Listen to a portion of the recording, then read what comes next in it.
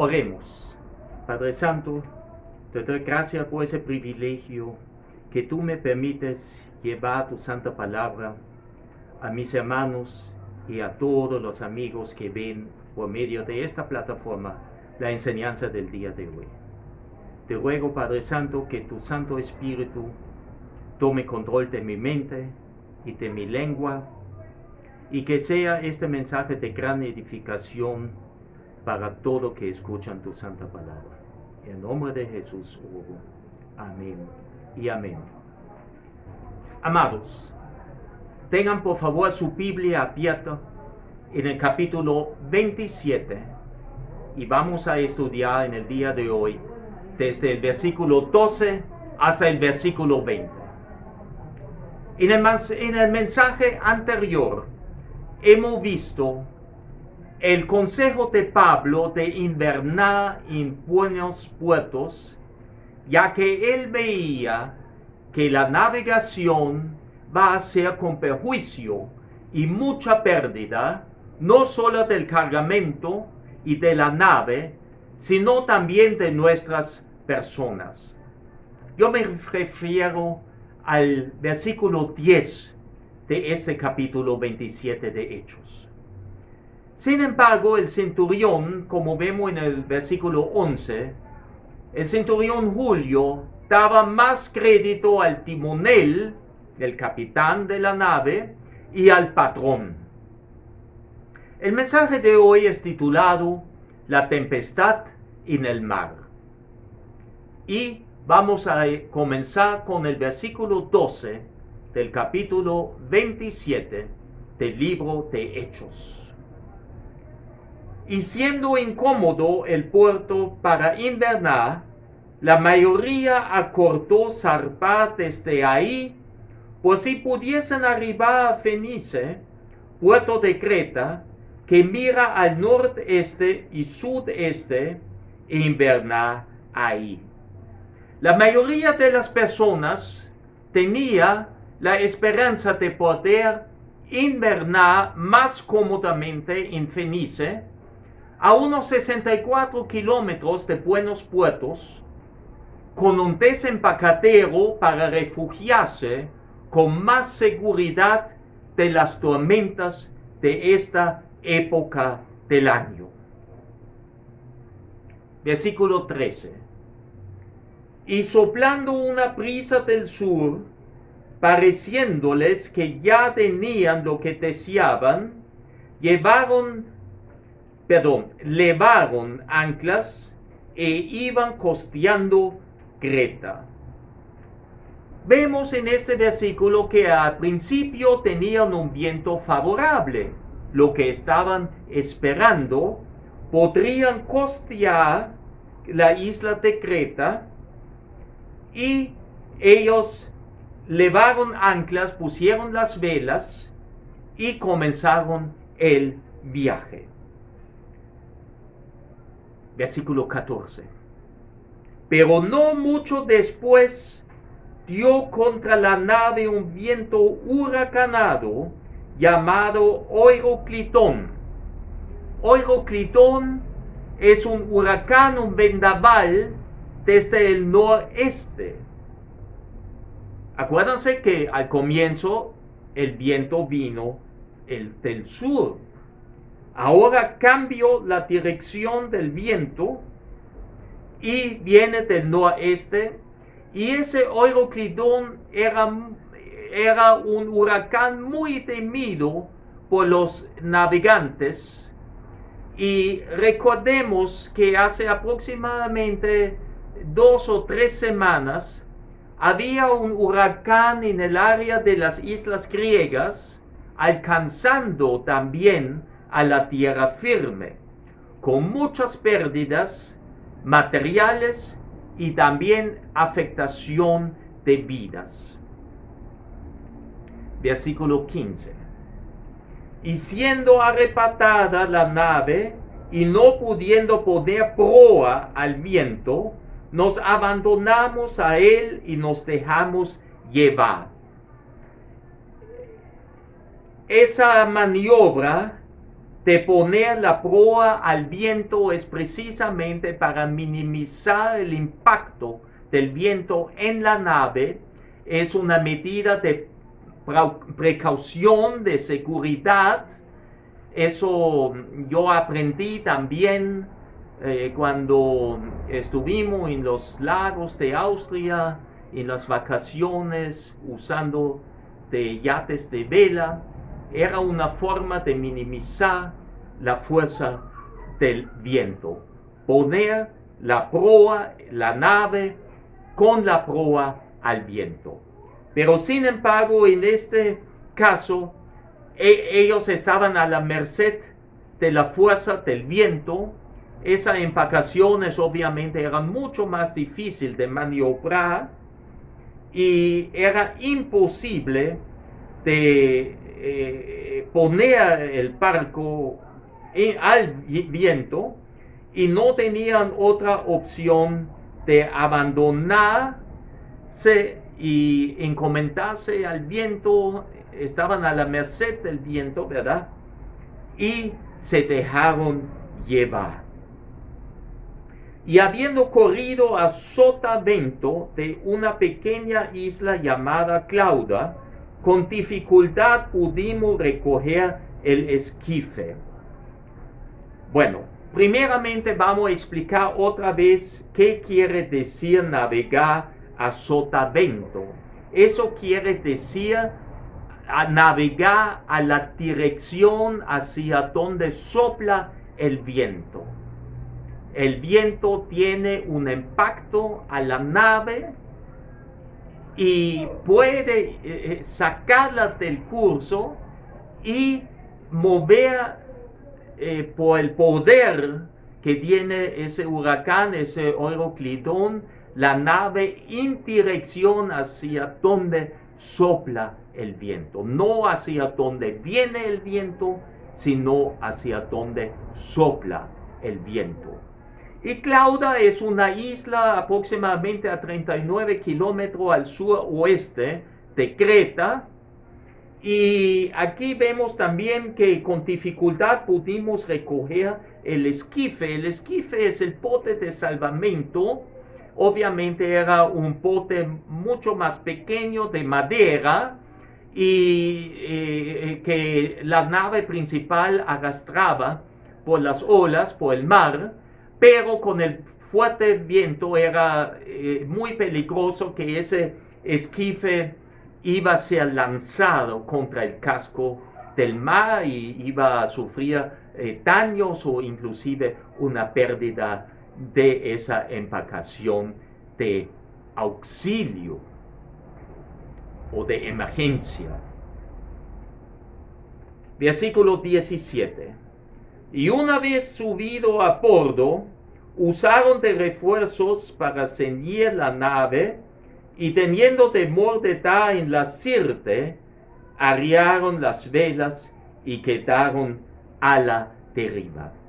Reforzaron el casco con cables para que el barco soportara el embate del viento y las olas. Tenemos que recordar que según la prensa internacional, el huracán de hace 2 o 3 semanas, habían olas de 6 metros de altura. Imagínense hace 2000 años con estos barcos a vela, qué difícil será soportar o el peligro que existía con ese huracán cuando hay olas que pueden llegar hasta 5 o 6 metros de altura. Una situación de sumo peligro. Sirte, una región cerca de la costa de África, era una región arenosa con arrecifes y allá muchas embarcaciones habían encallado.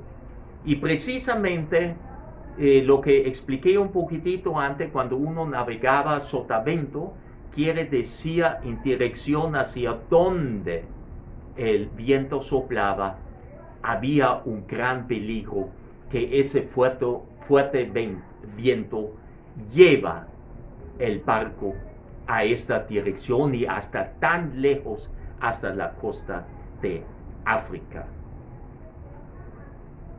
Versículo 18. Pero siendo combatidos con una furiosa tempestad, al día siguiente empezaron a alijar. Alijar quiere decir deshacerse de todos los pertrechos y equipaje innecesario para la embarcación, y así la embarcación quedaría más ligera y podría así surcar con más facilidad las olas. Podía surcar, ¿verdad? Casi como si fuera un surf hoy en el día moderno, pero estaban totalmente expuestos al viento y al mar.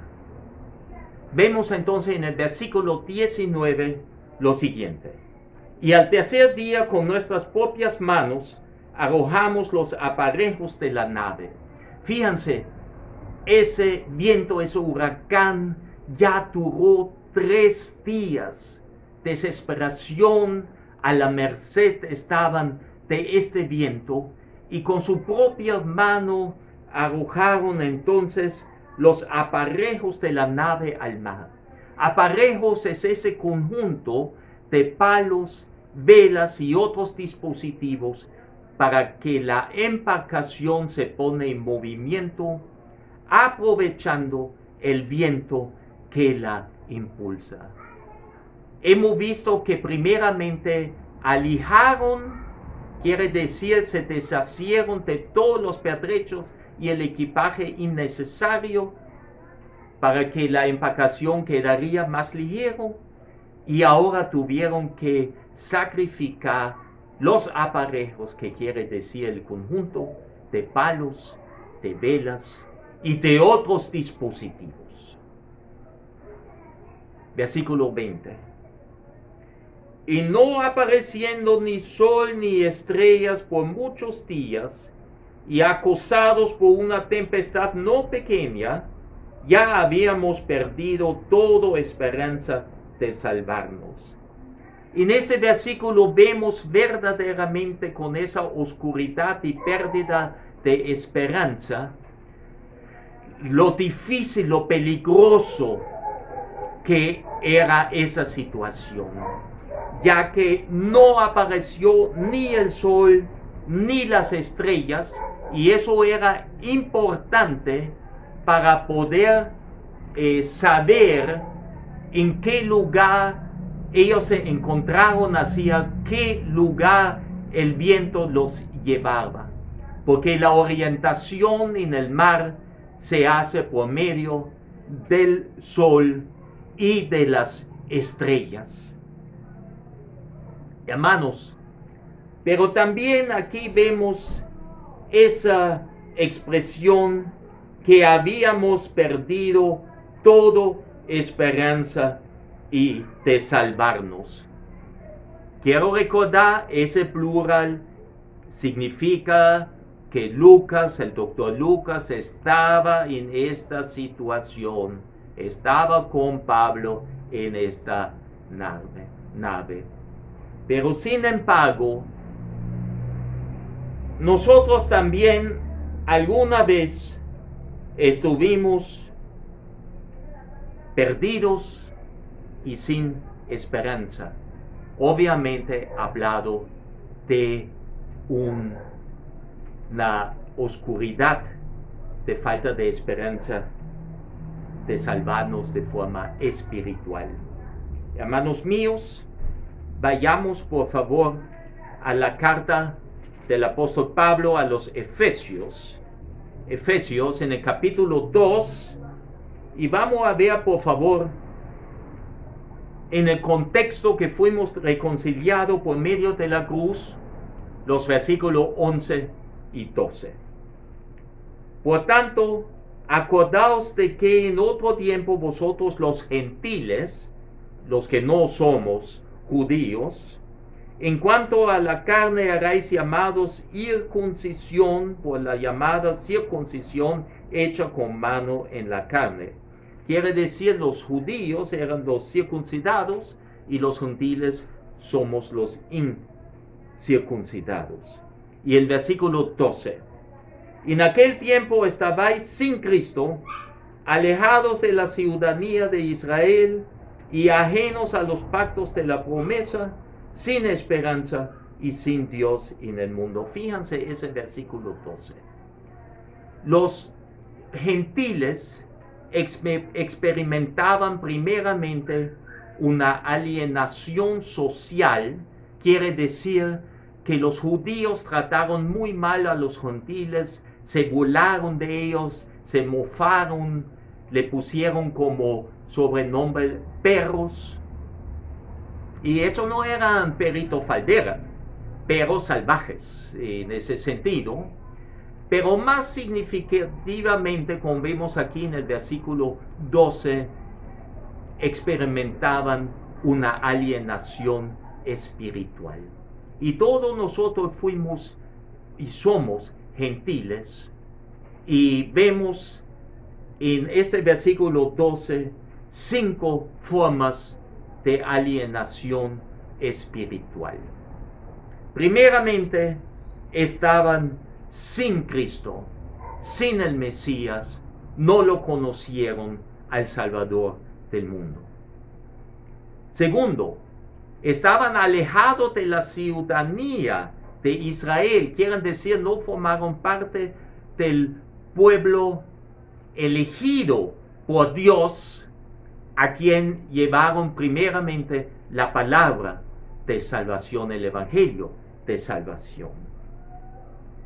Estaban ajenos a los pactos de la promesa, el pacto de Abraham, que él iba a ser un pueblo grande, una nación grande de él, que iba a ser un solo pueblo, ¿verdad? Que iba a haber una tierra prometida y que iban a estar por siempre con Dios. Cuarta alienación, sin esperanza. Como no tenían la promesa de Dios, obviamente no tenían esperanza a la salvación, hasta que el evangelio se predicara primeramente por Pedro y luego obviamente por el apóstol Pablo a los gentiles, y hubo conversión, y entonces nació dentro del cuerpo de Cristo creyentes de origen gentil. Y sin Dios en el mundo. Obviamente los gentiles tienen muchos dioses, dioses con letra minúscula, ídolos, pero no creían al Dios, en el Dios verdadero, porque no lo conocían. Pero también, hermanos, tenemos que recordar lo que dice San Juan en su Evangelio, en el capítulo 1, Juan 1, en los versículos 9 al 12. Sabemos que unos de los nombres, unos de los títulos de nuestro Señor era también, o es, la luz del mundo. Y dice aquí en el versículo 9 de Evangelio según San Juan, capítulo 1, aquella luz verdadera que alumbra a todo hombre venía a este mundo. Sí, eso estamos recordando cuando celebramos Navidad. Navidad, natividad, el nacimiento de Dios Hijo, hecho hombre, hecho carne, con nombre Jesús. Y Él nació en ese amor de Dios para que Él podría ser ese cordero sin mancha que quita el pecado del mundo, que nosotros podríamos ser justificados, declarados inocentes, porque Jesús iba a pagar en la cruz con su preciosa sangre por el pecado del mundo. Y por ese sacrificio perfecto y único, tenemos nosotros acceso a Dios otra vez, allá en la cruz, con la victoria sobre el pecado, sobre el diablo. Pero también al tercer día, Dios lo resucitó de los muertos, en señal de aceptación de este sacrificio y venciendo a la muerte. Versículo 10. En el mundo estaba, y el mundo por él fue hecho, pero el mundo no le conoció. Por supuesto, el mundo, el universo, fue hecho por Jesús, por Dios Hijo. Él vino, lo que era de Él. Él era el agente activo de la creación. Porque dice el versículo 3 del mismo Evangelio de Juan en capítulo 1. Todas las cosas por Él fueron hechas, y sin Él nada de lo que ha sido hecho fue hecho. Y el versículo 11. A lo suyo vino, y los suyos no le recibieron. Él vino a ese mundo, era de Él, ese mundo es de Él.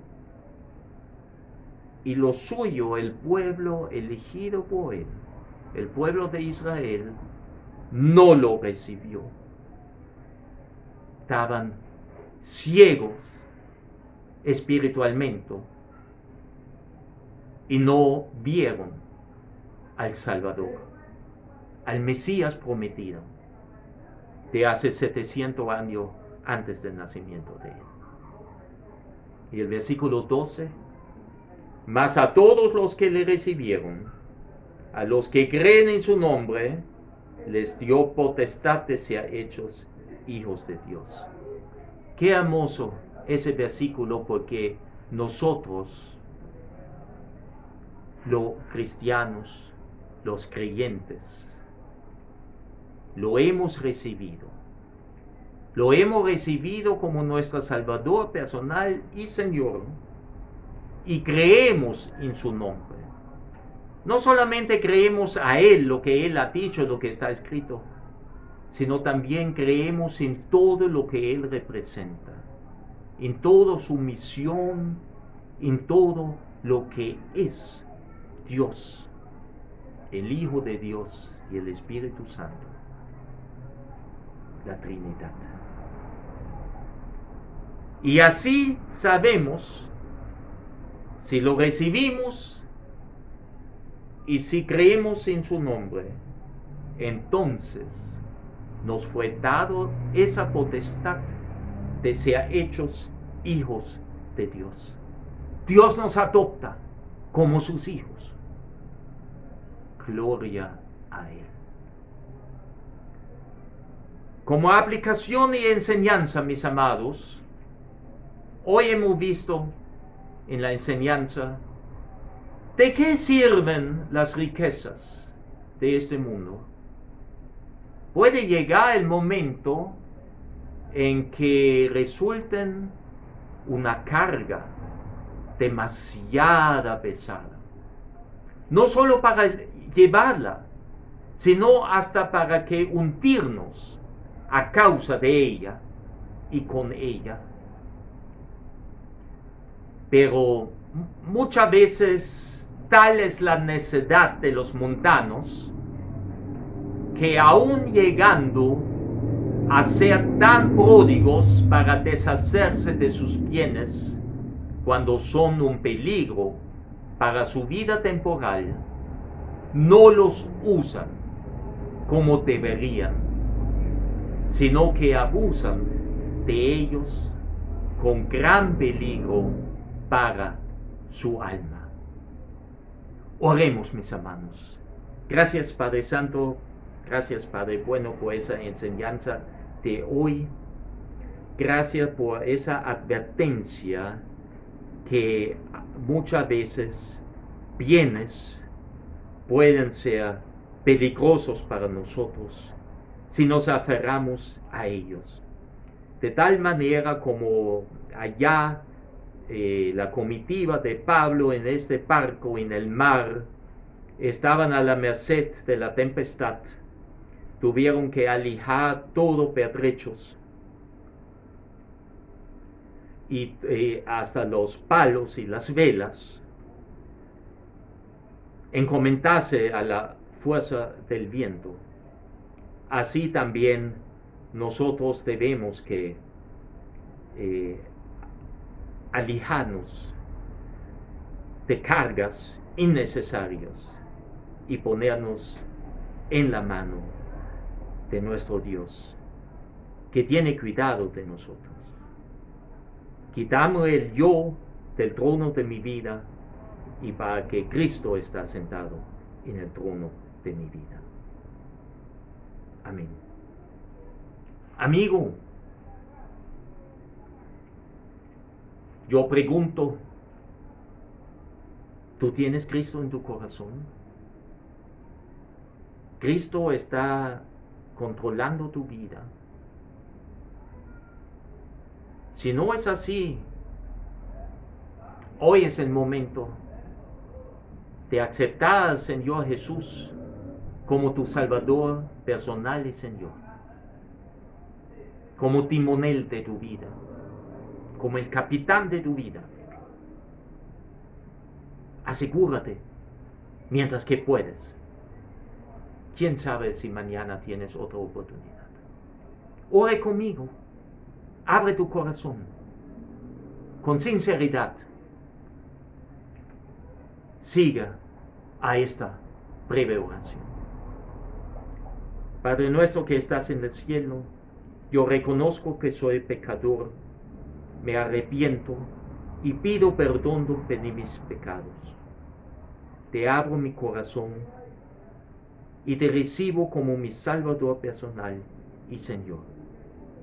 Señor, entra en mi corazón, tome control de mi vida.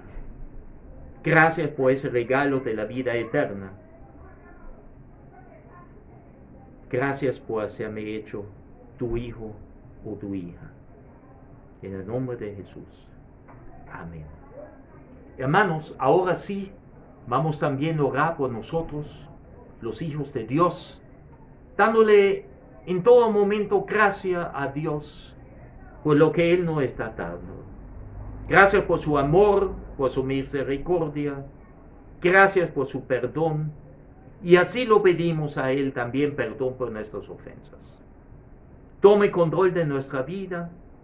Tome control de esta semana que comienza hoy.